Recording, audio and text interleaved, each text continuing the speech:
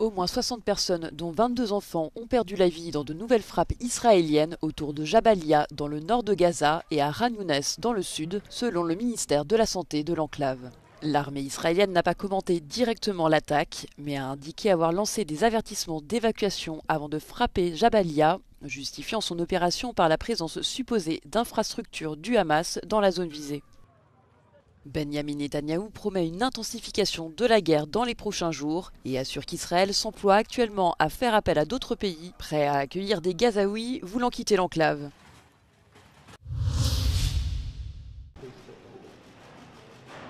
L'administration Trump souhaite obtenir des précisions sur la façon dont les 31 autres membres de l'OTAN envisagent d'augmenter leurs dépenses de défense à 5% de leur PIB. L'ambassadeur américain auprès de l'Alliance rappelle que ces 5% sont nécessaires car les menaces sont de plus en plus nombreuses sans apporter de précision. Mais cette hausse substantielle est jugée hors de portée par de nombreux pays membres. Fin 2024, 22 pays de l'OTAN ont atteint l'objectif de 2% des dépenses militaires retenu en 2014 lors d'un précédent sommet de l'Alliance.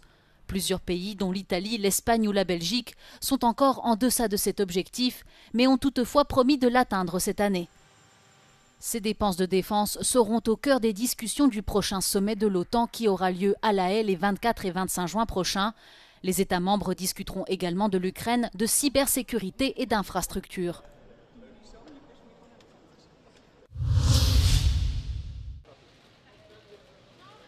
Après un long bras de fer entre la Commission européenne et le New York Times, la justice a tranché ce mercredi, sanctionnant Bruxelles pour son manque de transparence dans l'affaire des SMS échangés en 2020 entre Ursula von der Leyen et Albert Bourla, PDG du laboratoire Pfizer. En pleine pandémie de Covid, une journaliste du média américain avait demandé l'accès à ces messages dans le cadre d'une enquête sur les négociations des contrats de vaccins. La Commission européenne avait refusé, avançant ne plus détenir les messages au motif que ceux-ci n'avaient pas été archivés faute de contenu substantiel. Estimant ce refus non recevable, le New York Times avait alors porté l'affaire en justice en 2021. Ce mercredi, le tribunal de l'Union européenne a annulé la décision de la Commission de ne pas communiquer les messages concernés, estimant que son refus n'avait pas été assez justifié. En réaction, la Commission européenne a annoncé son intention de fournir une nouvelle explication plus détaillée. Lors de la pandémie de Covid-19, le vaccin de Pfizer avait été le premier à être autorisé dans l'Union européenne, les contrats négociés par la Commission au nom des 27 se chiffrant en milliards d'euros. Bosnian's presidency and European Council President Antonio Costa met in Sarajevo, united in ambition but divided in outlook. Costa called for de-escalation, swift reforms and warned against the secession rhetoric and threats to Bosnians' sovereignty.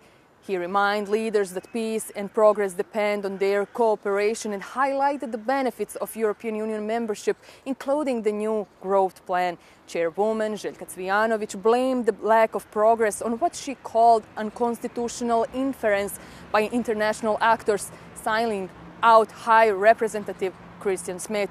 The other two presidency members described the current political crisis as the worst in 3 decades, blaming entity leader Milorad Dodik and growing pro-Russian influence in Republika Srpska. Amid the political crisis discussions today, Lithuania and Poland had imposed sanctions on Milorad Dodik. Galmina Čorbić, Euronews, Sarajevo. Kedden éjfélkor nyújtották be azt a törvényjavaslatot, amely büntetni rendeli azokat a szervezeteket, amelyek külföldről támogatást fogadnak el, és közben veszélyeztetik úgymond a magyar szuverenitást. A magyar szuverenitás veszélyeztetése rendkívül tágan van ebben a javaslatban körülírva, ide tartozik a demokratikus vita befolyásolása, vagy bármilyen tevékenység, amely a választások kimenetelét befolyásolhatja, tehát például a kormányzati korrupció leleplezése. Ez alá tartozik. A büntetés pedig a külföldi támogatás 25-szörösének megfizetése bírságként, illetve ezek a szervezetek elesnek a személyi jövedelemadó 1%-ok fogadásának lehetőségétől, ami az egyik fő finanszírozási forrása a független civil szférának, illetve a független magyar sajtónak. Tehát ez a jogszabály, amennyiben teljes szigorral alkalmazzák majd, el fogja lehetetleníteni anyagilag a független civil szférát, illetve a független magyar sajtót. Tanács Gábor, Euronews, Budapest. A strategic partner for success to strengthen trade in a volatile world. That's the message Hong Kong is sending to Qatar and the GCC as it continues its trade mission across the Middle East. Led by Chief Executive John Lee, the territory is looking to boost its €1.8 billion trade volume with Qatar, signing up to 35 memorandums of understanding on Monday.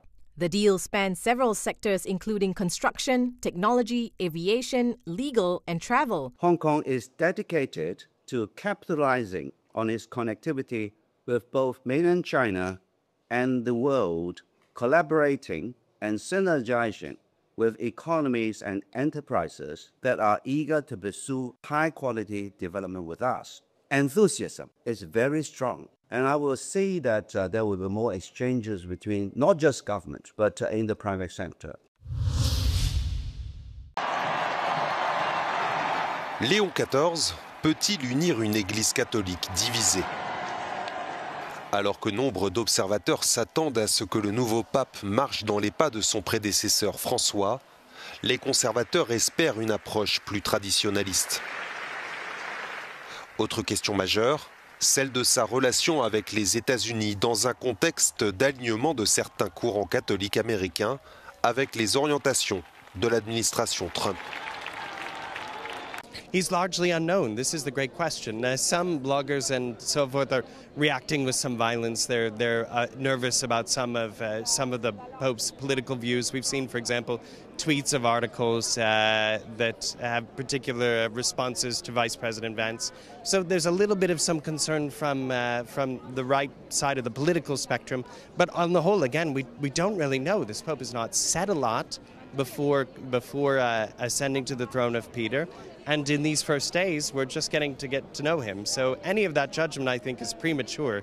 It's really too early to tell, and we'll see as things go.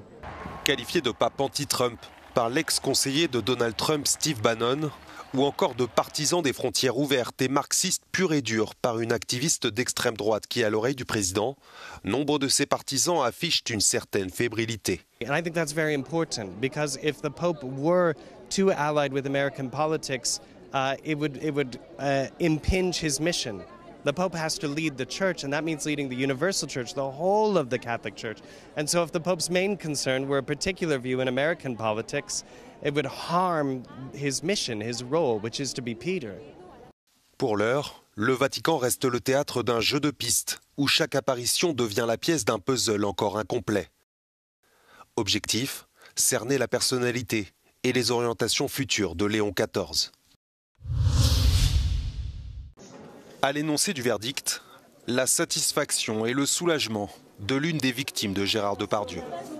L'acteur a été condamné mardi à 18 mois de prison avec sursis pour agression sexuelle commise en 2021 sur le tournage du film Les Volets Verts. Je suis émue, satisfaite de cette décision, très heureuse, assez fière même, je vais utiliser le mot, je suis assez fière et je voudrais redonner espoir à toutes les femmes qui sont en attente de procès. Pour définir son jugement, le tribunal a pris en considération l'absence de reconnaissance des faits par Gérard Depardieu et a aussi reconnu le préjudice des deux victimes liées aux déclarations très virulentes de sa défense lors du procès. Cette condamnation intervient le jour même de l'ouverture du Festival de Cannes. Maybe it's going to make people think more about consentment and the place of women. Un monstre sacré du cinéma français condamné, alors que les accusations d'agression sexuelle ou de viol contre des figures reconnues du secteur se multiplient ces derniers mois. J'ai pris des mesures très coercitives, très claires de lutte contre toutes les formes de violence dans les secteurs culturels et en particulier dans le cinéma. Outre sa condamnation, Gérard Depardieu a été mis en examen en 2020 dans une affaire de viol et d'agression sexuelle présumée sur une actrice. Il attend son procès.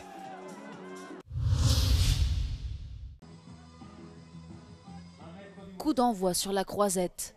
Le 78e Festival de Cannes a été officiellement ouvert par le réalisateur américain Quentin Tarantino. Lors de la cérémonie d'ouverture, l'acteur Robert De Niro a reçu des mains de Leonardo DiCaprio une palme d'honneur pour l'ensemble de sa carrière. But every once in a while, even the most private of giants deserves their moment. A moment to be acknowledged, not just for their work, but for the quiet, lasting influence they've had on so many lives, on my life. So without trying to speak for the entire world of cinema here tonight, but probably doing it anyway, there's no one more deserving of this Palme d'Or Lifetime Achievement Award than Mr. Robert De Niro. Robert De Niro a profité de cette remise de prix pour tacler l'administration Trump et a appelé à défendre la démocratie. America's Philistine president has had himself appointed head of one of our premier cultural institutions. He has cut funding and support to the arts, humanities, and education. And now he has announced a 100% tariff on films produced outside the U.S. Let that sink in for a minute. You can't put a price on creativity, but apparently you can put a tariff on it. Of course, this is unacceptable. All these attacks are unacceptable.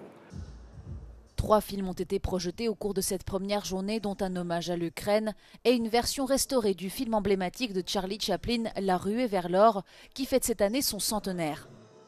Le jury de cette édition 2025 est présidé par l'actrice française Juliette Binoche, qui est notamment entourée de la star américaine Halle Berry et de la romancière franco-marocaine Leila Slimani.